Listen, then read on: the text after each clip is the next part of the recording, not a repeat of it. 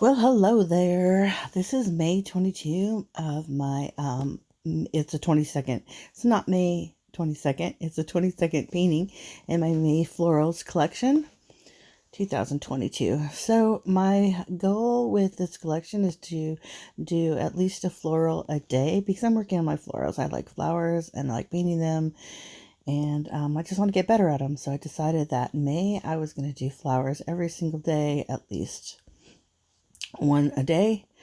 It's actually May 15th, and I've done 22 florals. Some of them have been artist trading cards, some of them have just been in my sketchbook.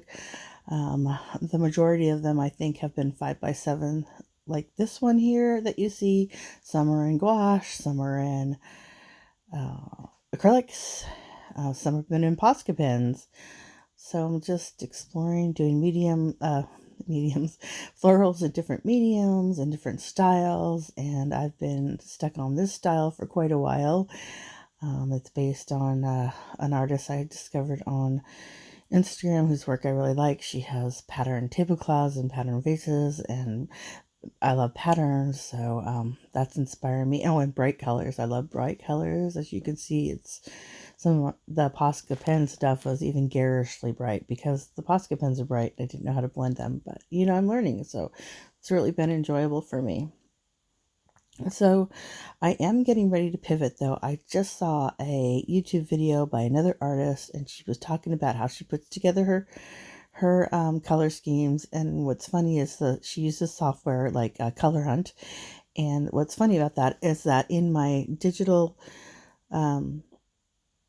my class on digital painting for that's on Brenda Knoll's classes.brendaknoll.com, or Skillshare if you're in Skillshare.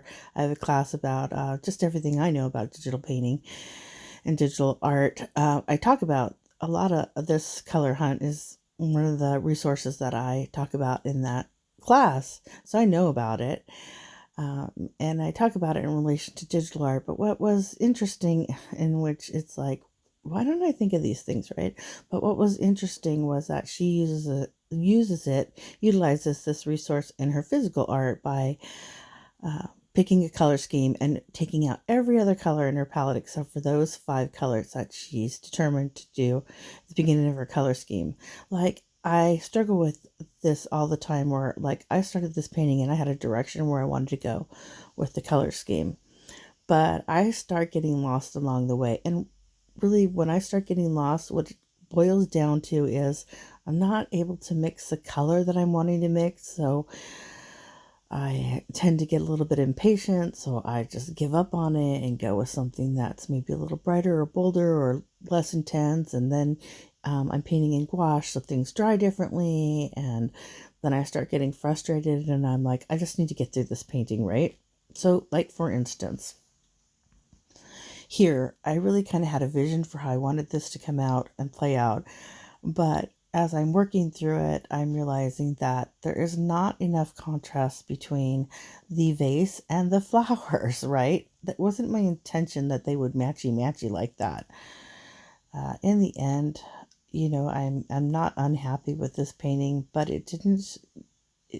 I do find it a little frustrating when I have a vision and it's not happening.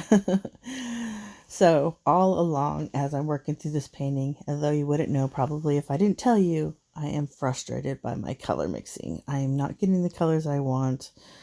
I should. Anyway, and the bottom line is, relax, right?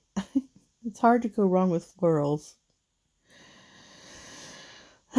And in the end, I really like the way it came out. I really like these colors. It's okay to paint your paintings in all your favorite colors, right? I mean, who said I can't, right? Well, the other thing that she said, so I am going to pivot. That part, I kind of sort of went off on a nolly rolled there. Anyway, I had a little technical difficulties as always, right? So there's a little transition between, well, it stopped videotaping. So pretty quickly, you're going to have an end to what I'm painting here, and it's just going to pop to the final product because it just stopped taping. I need to get some new equipment, but it's $1,200 and I just haven't been able to save up for it. There's too many other things going on that I want to spend my money on. But I'm hoping that sometime soon I can get this equipment that I would like to upgrade my